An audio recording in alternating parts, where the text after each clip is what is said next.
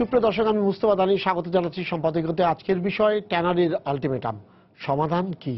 আর এ নিয়ে আলোচনার জন্য আমাদের স্টুডিওতে উপস্থিত আছেন Mohiuddin Ahmed Mahin, chairman Bangladesh finish leather goods and footwear limited.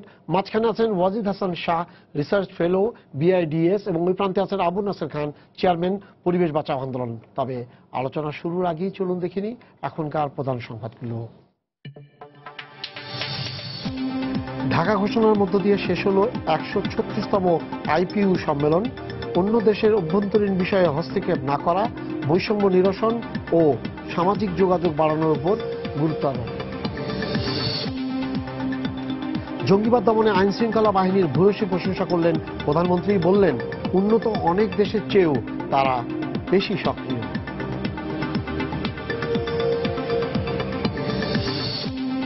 (2015) সালের UNDP-র মানব উন্নয়ন সূচকে 3 ধাপ এগিয়েছে বাংলাদেশ। জলবায়ু চ্যালেঞ্জ মোকাবিলায় একটি শক্তিশালী রোডম্যাপ তৈরির পরামর্শ।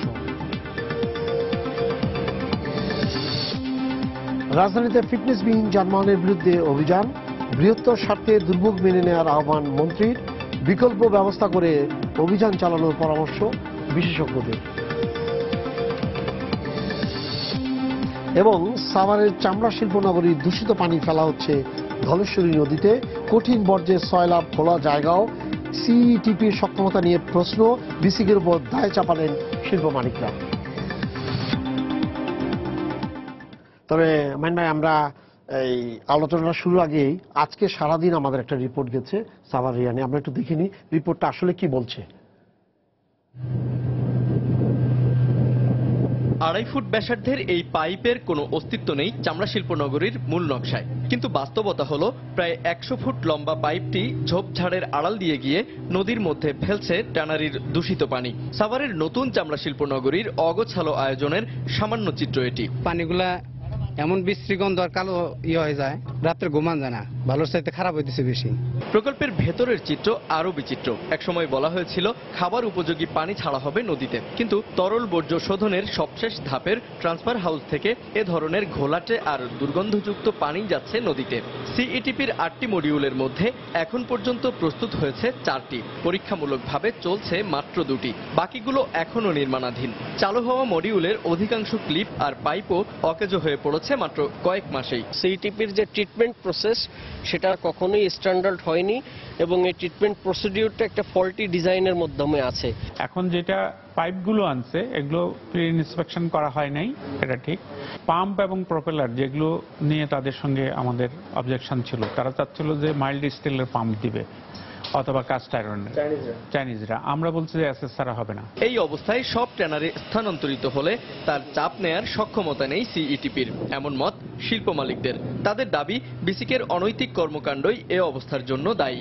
বিসিকের সাবেক প্রজেক্ট ডিরেক্টর ছিল আব্দুল কাইয়ুম, জাতির কাছে অনেক ভুল তথ্য দিয়েছে, এবং এখানে উনি ব্যবসাও করেছে। ইট, বালি, সিমেন্ট সহ বিভিন্ন ম্যাটেরিয়ালস গুলো আছে উনি এখানে দিয়েছে, এবং চাইনিজ ঠিকাদার থেকে প্রচুর মুনাফা নিয়েছে।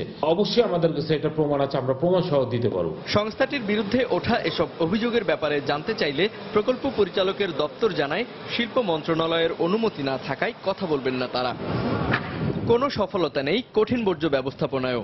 স্বয়ংক্রিয় পদ্ধতিতে না হওয়ায় ক্ষতিকর ক্রোমিয়াম রিকভারি হচ্ছে না 1%। মেশিনে চাপ দিয়ে দলা বানিয়ে বিষাক্ত এই রাসায়নিক ফেলা হচ্ছে অবৈধ ডাম্পিং ইয়ার্ডে।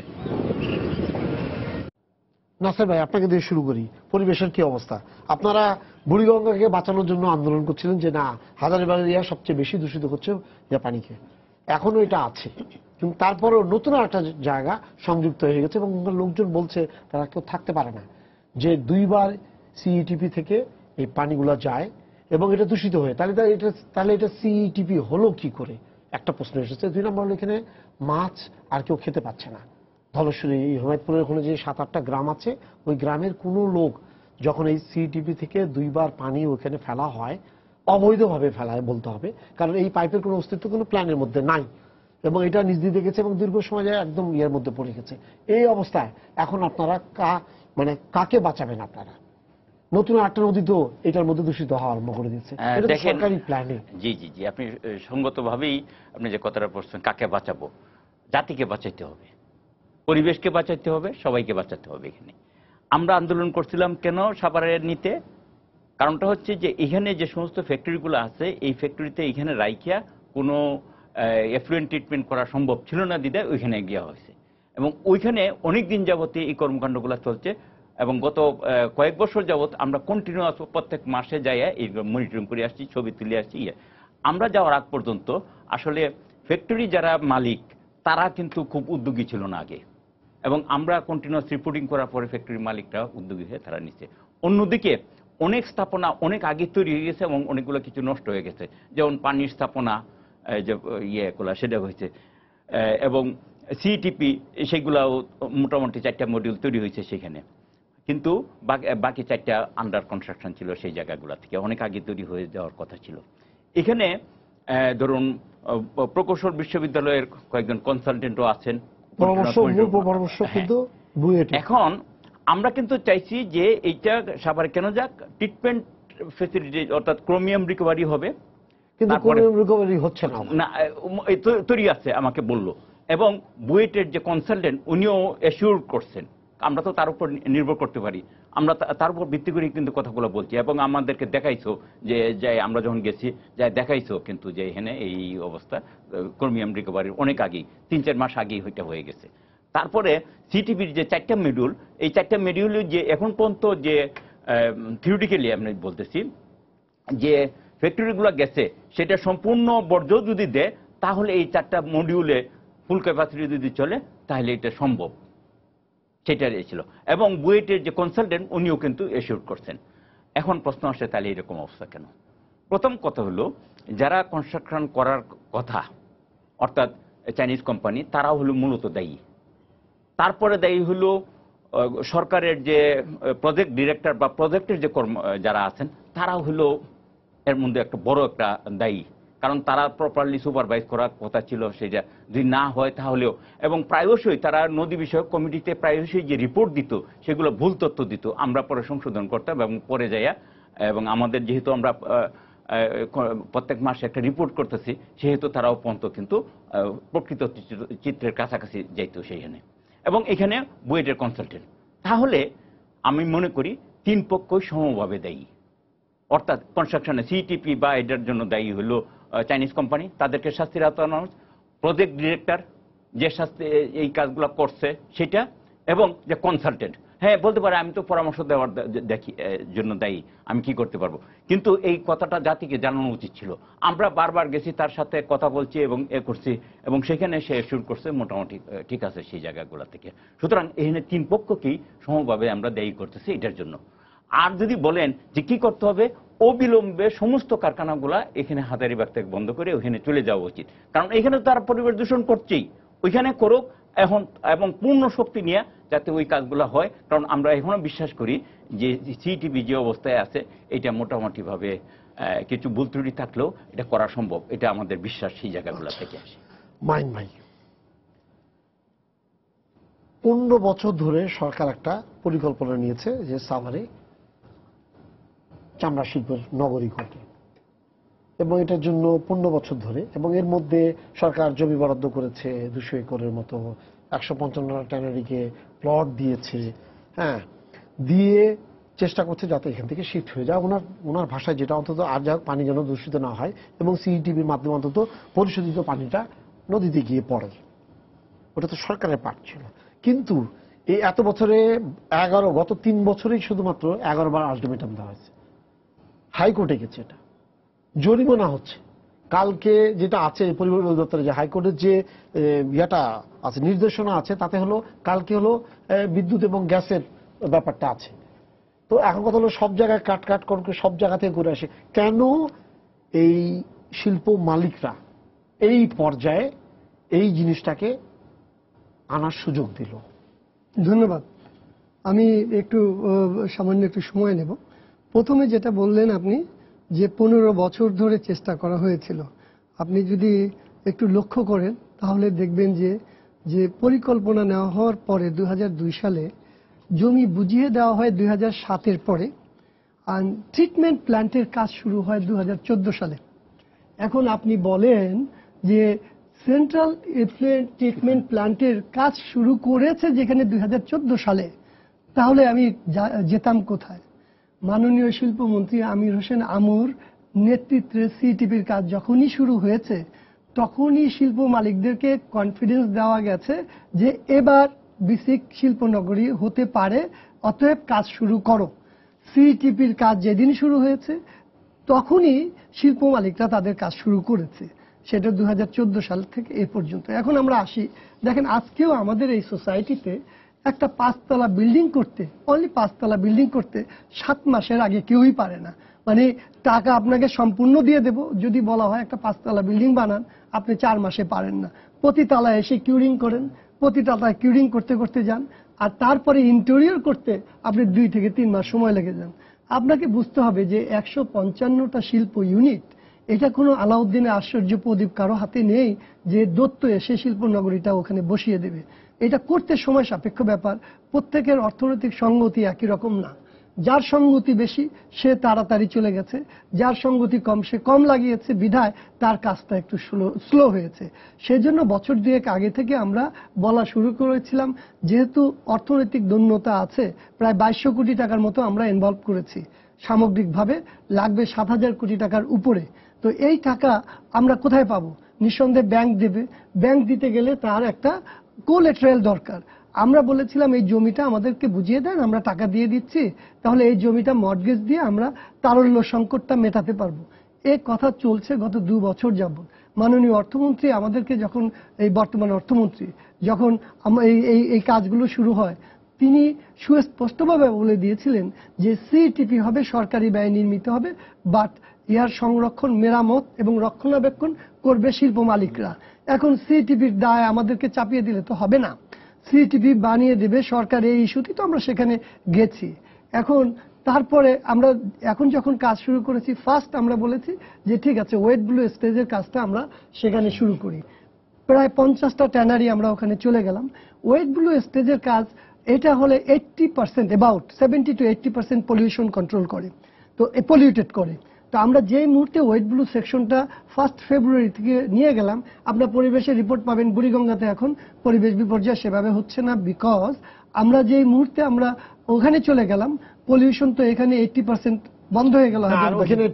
না, আমার কথা শেষ হয় নাই, এখন আগে বুড়িগঙ্গা নিয়ে আসি।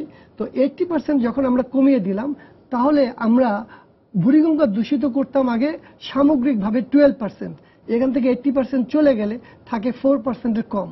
দ্যাট ইজ বুড়িগঙ্গা দূষণের কারণে, বুড়িগঙ্গা দূষণটা যদি এখন আমরা আসি, তাহলে আমরা কিন্তু মাইক্রোস্কোপিক অনলি 4% করছি। তাহলে প্রশ্ন দাঁড়াবে পরিবেশবাদী বন্ধুদের কাছে, 96% পলিউশন যারা করে তাদের বিরুদ্ধে কি আমরা ব্যবস্থা নেব, না তাদেরকে আমরা করতালি দিয়ে অভিনন্দন জানাবো?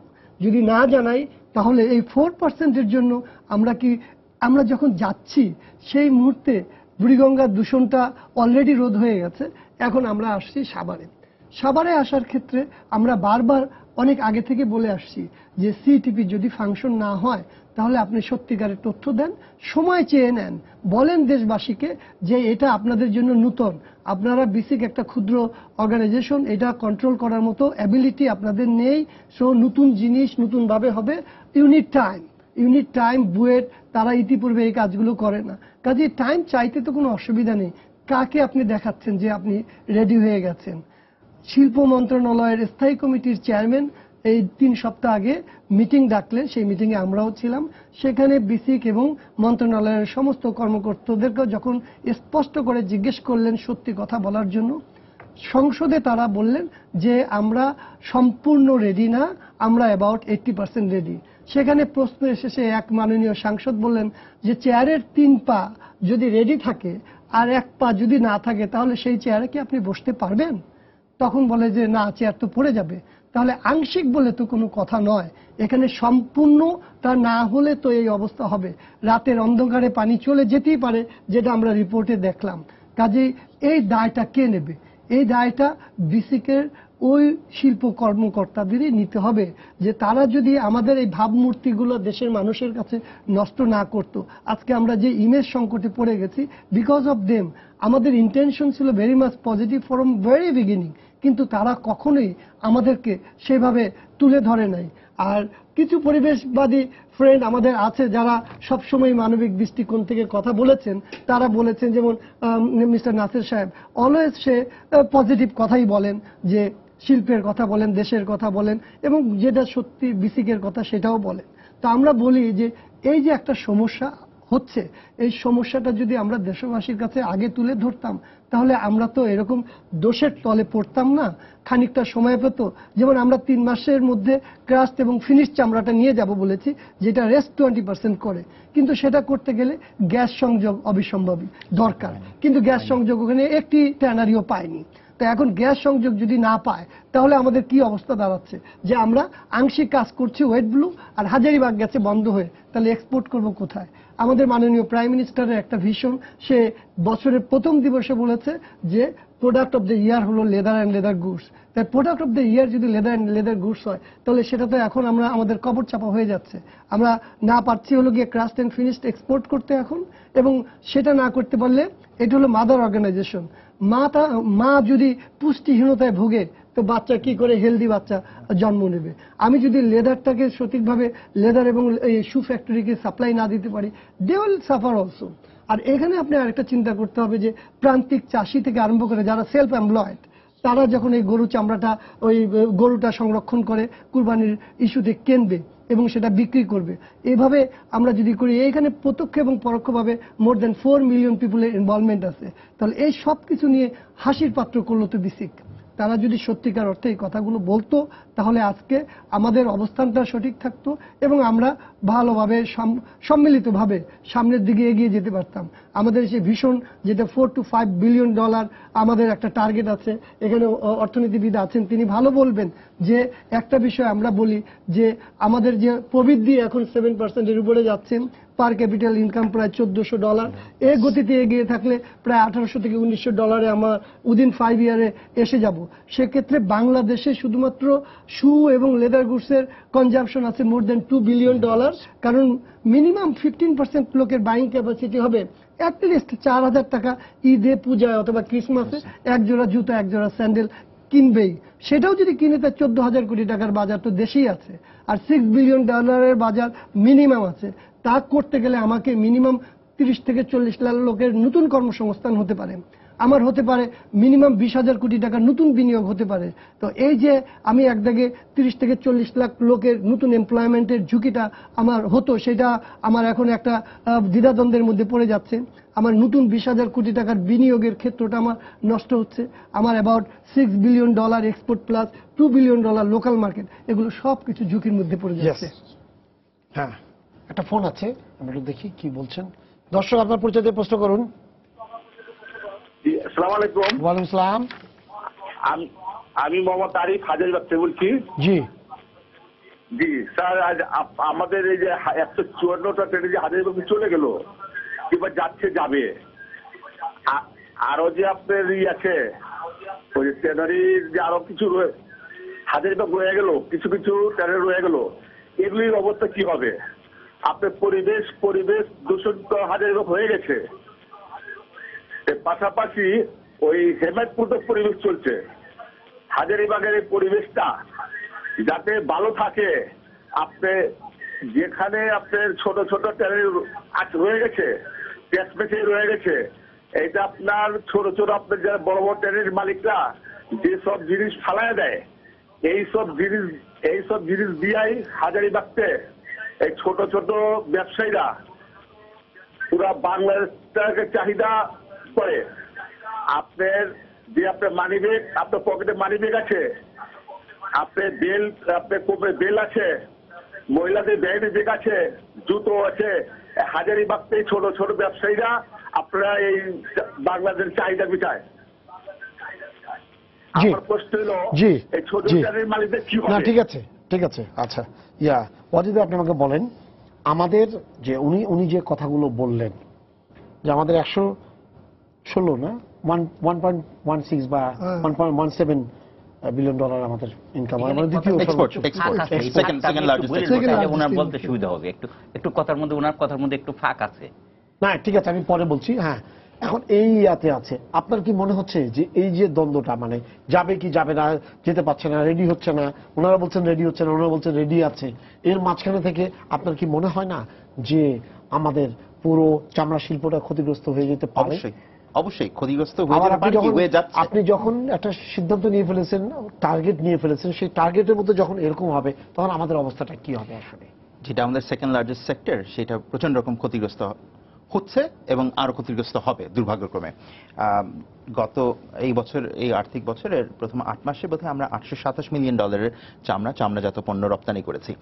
এই সমস্যাগুলো যদি আমরা মুখোমুখি হই, যে সমস্যার মুখোমুখি হচ্ছে, তখন কিন্তু আমাদের প্রসেসড গুডসগুলো হবে না, রেডি হবে না। আমাদের যদি শুধু প্রসেস লেদার থাকে, এখানে তো আমাদের ভ্যালু এডিশন খুব কম। এই জিনিসটাই এক্স্যাক্টলি। এবং এখানে কিন্তু মানে এটা $4-5 বিলিয়ন সেক্টর হওয়া কোনো ব্যাপার না। আমাদের লোকাল ডিমান্ড তো অনেকাংশে অলরেডি এটা মেটাচ্ছে। এখন এই পর্যায়ে যদি যায়, তখন কিন্তু একবার পিছাই গেলে এরকম কম্পিটিটিভ ওয়ার্ল্ড মার্কেটে এই স্থানটা পুনরুদ্ধার করা কিন্তু সহজ হবে না। এখানে আমাদের দেশের যেটা সবচেয়ে বড় সমস্যা, আমরা বলি অবকাঠামো, ল্যাক অফ ইনফ্রাস্ট্রাকচার, এই সমস্যাটি কিন্তু আমরা এখানে দেখতে পাচ্ছি। আমরা বলছি যে 10-15 বছর যাবত এই প্ল্যানিংটা হচ্ছে। 2014 সালের বোধহয় জুলাইয়ে সিইটিপির কাজটা শুরু হয়েছে, জুলাই। সুতরাং 3 বছরে কিন্তু হয়নি। তার মধ্যে যে 8টা ইউনিট চালু থাকার কথা, তার মধ্যে 4টা, অর্ধেকও না, 1/4 সবগুলো জম ধরে হয়ে গেছে। এবং জিনিস হলো, যদি লো কোয়ালিটি জিনিস আনা হয়, এটা যদি এখন প্রসেস হয়, আমরা যদি বিশ্ববাজারে বলতে পারতাম যে আমাদের লেদার গুডসগুলো এনভায়রনমেন্ট ফ্রেন্ডলি, এইটা বলেও কিন্তু আমরা বাড়তি মূল্য পেতে পারতাম।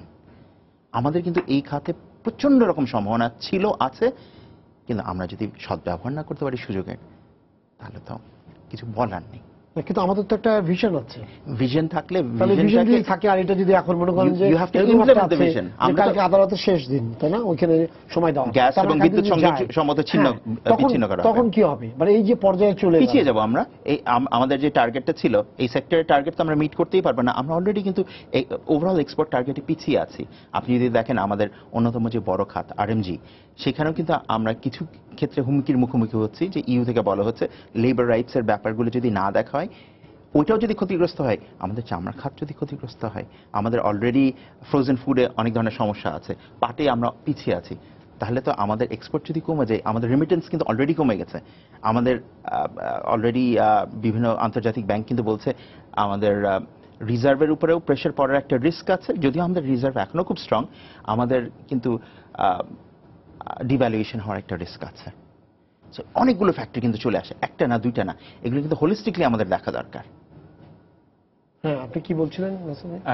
কথা, উনি যে কথাটা বলছিলেন, কথার মধ্যে একটু আছে। প্রথম কথা হলো যে এই যে 4টা মডিউল যে তৈরি হয়েছে, 4টা মডিউল কার্যকর হবে না যতক্ষণ পর্যন্ত আপনার নির্দিষ্ট মাত্রায় যে এফ্লুয়েন্ট না যায়। কারণ এটা বায়োলজিক্যাল ট্রিটমেন্ট প্ল্যান্ট, এটা কিন্তু কেমিক্যাল ট্রিটমেন্ট প্ল্যান্ট না।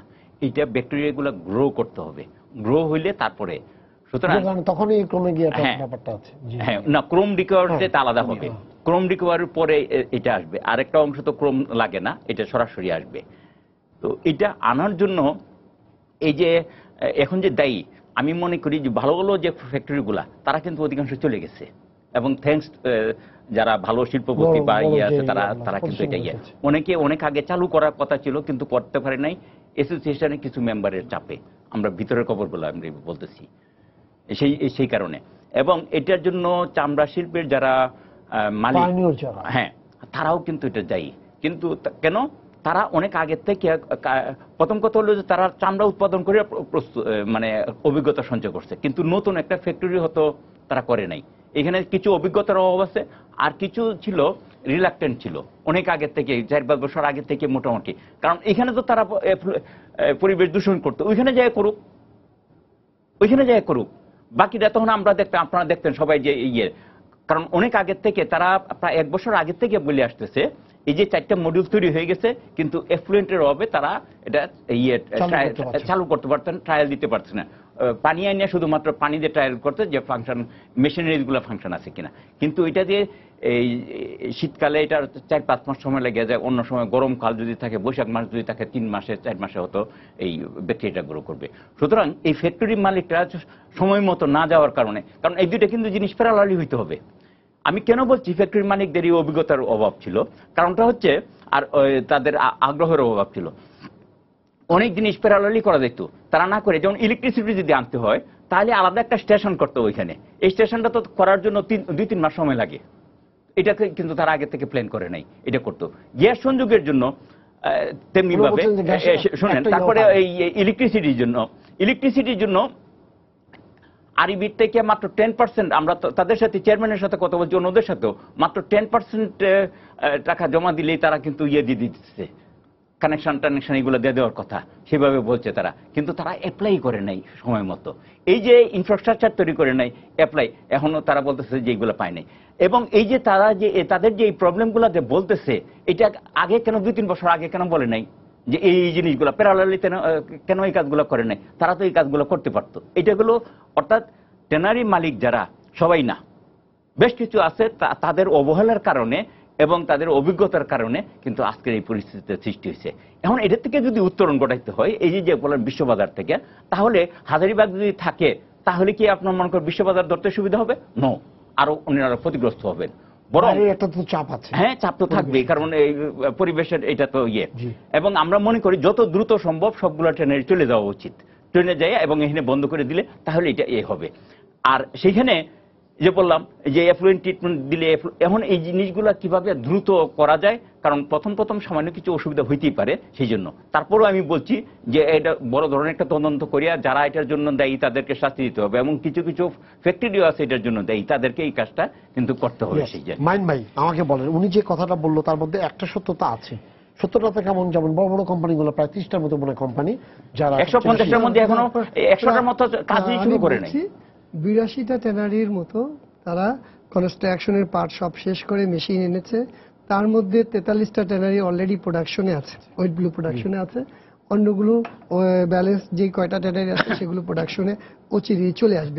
কিন্তু মাইন ভাই যেটা উনি যেটা বলেছেন, আপনার রিকোয়ারমেন্টস মনে করেন আপনাকে একটা প্লট দিয়ে দেওয়া হয়েছে, আপনি প্লটটা দেখলেন, প্লট দেওয়ার পর আছে আমি কি যাবো কি যাবো না, এটা তো আপনি যখন প্লটটা নিয়ে নিয়েছেন নীতিগতভাবে আপনি মেনে নিয়েছেন সিদ্ধান্ত, ইয়েস আমাকে ওখানে চলে যেতে হবে।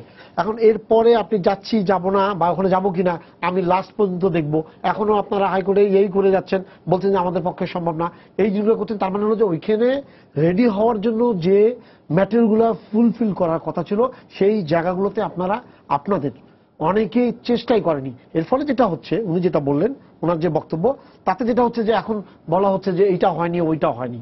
এটা আপনার যদি রিকোয়ারমেন্টস আপনি না দেন তাহলে রিকোয়ারমেন্টসটা ফুলফিল করবে কি করে? আমি কিন্তু কোনো ব্লেম গেম দিচ্ছি না, আমি ব্লেমের না, আমরা প্রথম থেকে বলে আসতেছি যে বিসিক এবং আমরা উভয় একই নৌকার যাত্রী। না, কিন্তু আপনি একই নৌকার যাত্রী হলে কেন আজকে আমি বলছি লক্ষ্যটা হলো, এই নৌকার যাত্রীদের লক্ষ্যটা হলো যে পরিবেশ সম্মত উপায়ে পরিবেশ বান্ধব চামড়া তৈরি করব, এইটাই ছিল এই নৌকার যাত্রীর লক্ষ্য। তো এই যে লক্ষ্যটাতে আমরা পৌঁছানোর জন্য বিসিক তার পার্টটা করবে, সিটিবি সহ আনুষঙ্গিক কাজগুলো কমপ্লিট করবে, আমরা আমাদের সমস্ত ট্যানারিগুলো হাজারীবাগ থেকে সেই জায়গাটায় নিয়ে যাব। আপনারা কিন্তু কোনো সময় আপনাদেরকে কোনো মতেই হটানো যাচ্ছে না। না না, এটা একদম বাস্তব। আমরা যতবারই বলছি, গতবার ঈদের সময় আপনারা এটা বলেছেন এবং প্রতিবার আপনাদের শুধুমাত্র গত 3 বছর আপনাদেরকে 11 বার আলটিমেটাম দেওয়া। কেন আজকে এই কথাটা উঠবে যে কালকে আপনার বিদ্যুৎ সংযোগ করে দিবে? কোন সভ্য দেশে এই ধরনের কোটি কোটি টাকার ব্যবসা, সেখানে কেন আপনারা এই জায়গাতেই আমি আসছি যে পর্যায়ক্রমে এটা কি কারণে হলো। আমরা যখন বলেছি যে 2014তে আমরা যখন দেখলাম সিটিভির কাজ শুরু হয়েছে, ঠিক সেই সময় আমরাও কাজ শুরু করেছি। আমরা তো এর আগে কাজ শুরু করতে পারি না, অন প্রিন্সিপাল কেন পারি না? যে আমি যখন দেখি দৃশ্যমান না, মানুষ তো দৃশ্যমান দেখে তবে তো কাজ স্টার্ট করবে। সিটিভির কাজ চোখের সামনে দেখলাম, আমরা যখন দেখলাম যে তার কার্যদেশ এখন পর্যন্ত সিটিভির যে ওই এগ্রিমেন্ট আছে, মিনিস্ট্রি অফ ইন্ডাস্ট্রি রিকুইজিশন দিছে, তাদের কার্যকাল শেষ হবে এ বছরের জুন মাসে। এবং আজকে একটা টিভিতে দেখলাম সিলাজের দিয়ে বিদ্যুৎ উৎপাদন করবে, তার জন্য তারা আরেকটা সময় চাচ্ছে। আমরা যখন দেখতেছি যে সিটিভির কাজ শেষ করতে জুন পর্যন্ত লাগবে, এখন সকলেই তো তাদের নিজস্ব ইয়েতে যোগান দেয়। এটা একটা ভারী industry, it's not a very small cottage industry. একটা মাঝারি ইন্ডাস্ট্রি করতে গেলে 50 to 60 কোটি টাকা লাগে, একটা বড় ইন্ডাস্ট্রি করতে প্রায় 250 থেকে 300 কোটি টাকা লাগে।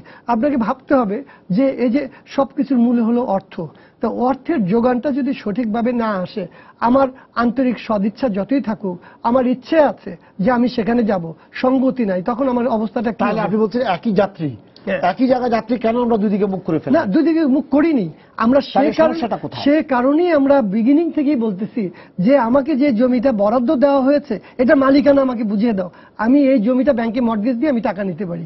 সেই জমির মালিকানা যেটা বলছে আমাকে প্লট বরাদ্দ দিয়েছে, এই জমির মালিকই তো আমি না, এখনো না।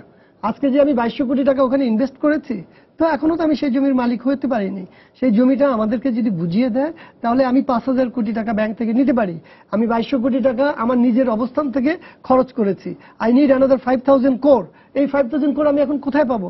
সব স্ট্যাগনেন্ট অবস্থায় এসে যাবে যদি আমরা সাপোর্ট নেই। আমরা যদি ভিশন থাকে এই সেক্টরটাকে আমরা সামনের দিকে নিয়ে যাব, তাহলে এর দায় সকলের, এর দায় শুধু শুধু শিল্প মালিকের নয়। কারণ আমরা একটা পচনশীল দ্রব্যকে আমরা প্রোডাক্টে তৈরি করার জন্য যে অনলস পরিশ্রম করতে যাচ্ছি, একটা এন্টারপ্রেনার, সে আমরা মধ্যস্বত্বভোগী বুর্জুয়া নই, আমরা একটা এন্টারপ্রেনারের মোটিভেশন ইজ ভেরি ইম্পর্টেন্ট। আমরা চাই আমাদের ইন্সপায়ার করুক, আমরা চাই আমাদের মোটিভেট করুক, নাহলে আমরা এই সেক্টর থেকে তো অন্য বিজনেসেই যেতে পারি। হ্যাঁ মাইন ভাই, এখানে একটা প্রশ্ন হয়, যেমন যে ডেটটা দেওয়া আছে আদালতের, কালকের ডেটটা দেওয়া আছে, এইখানে যদি কোনো ধরনের, এখন তো জরিমানা পর্যন্তই আছে, এইখানে কোনো ধরনের যদি এরকম হয় যে এইটাকে যদি শিফট না হয়, মানে ওই সিদ্ধান্তটা যদি শিফট না হয়, তখন কি হবে? বিষয়টা আমি ক্লিয়ার হতে মানে কালকে তো একটা ইয়ে আছে যে পরিবেশ যে গ্যাস এবং বিদ্যুতের ব্যাপারটা আছে। আচ্ছা, মনে করেন যে তারা অনড় থাকলো, কারা অনড় থাকলো, মানে আদালতের রায় কার্যকর করার ব্যাপারে অনড় থাকলো, তখন কি হবে? না, আমরা তো এটা আগেই বলে দিয়েছি যে সর্বোচ্চ আদালত যে নির্দেশ দেবে, সেটা আমাদের যতই ক্ষতি হোক না কেন, সেই ক্ষতি স্বীকার করে আমাদের নিতেই হবে।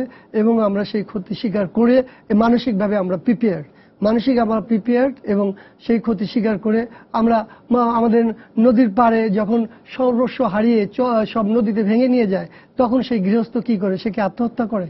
সে আবার নতুন করে সার্ভাইভ করার চেষ্টা করে।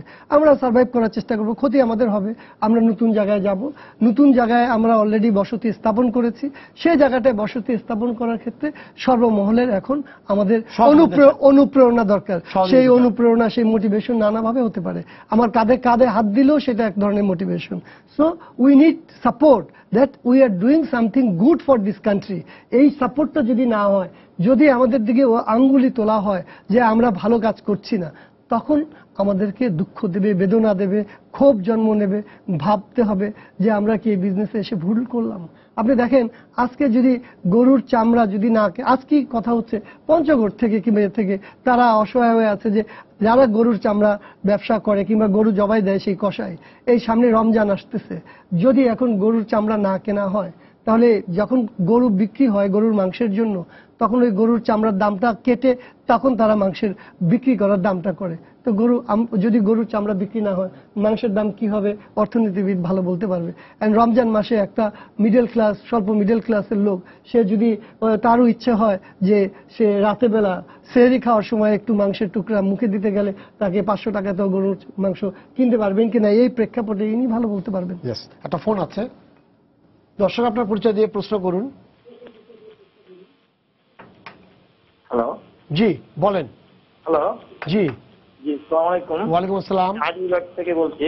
জি, কামরুজ্জামান।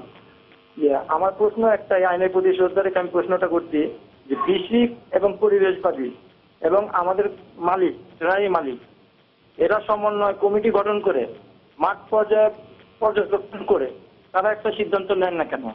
তারা শুধু সমালোচনা এবং আইনের টেবিলে বসে, আইনের চেয়ারে বসেই আমাদের চামড়া শিল্পকে যেভাবে ধ্বংসের মুখে ঠেলে দিচ্ছে।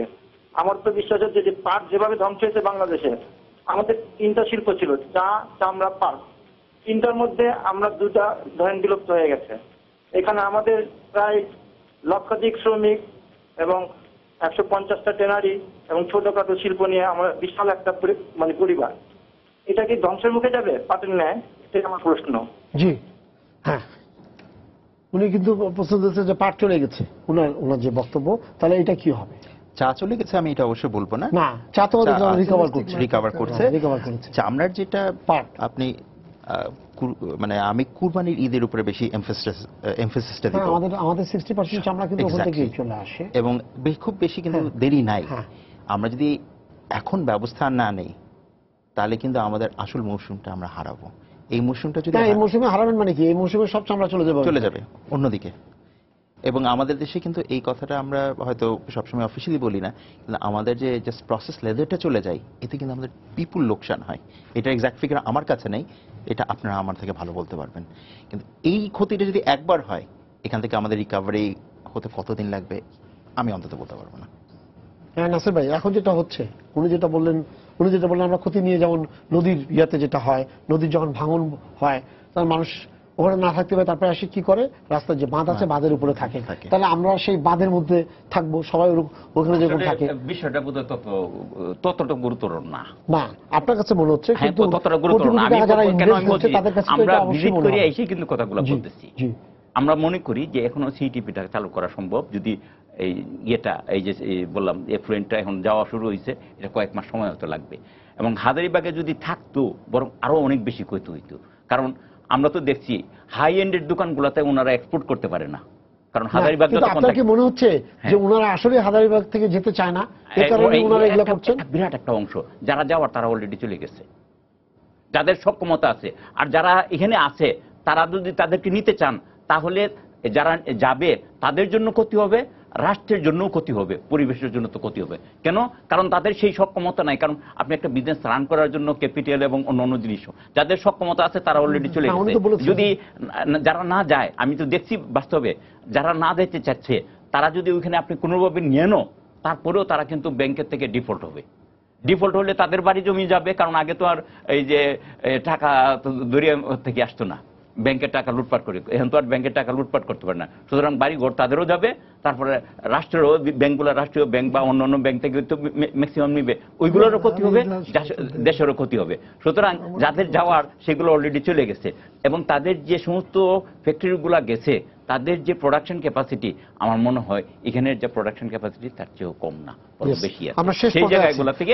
বরং এখন দেখা দরকার কয়েকটা জিনিস, আমি একটু বলতেছি যে কয়েকটা জিনিস একটু দেখা দরকার, যে জিনিসগুলো ভবিষ্যতের জন্য।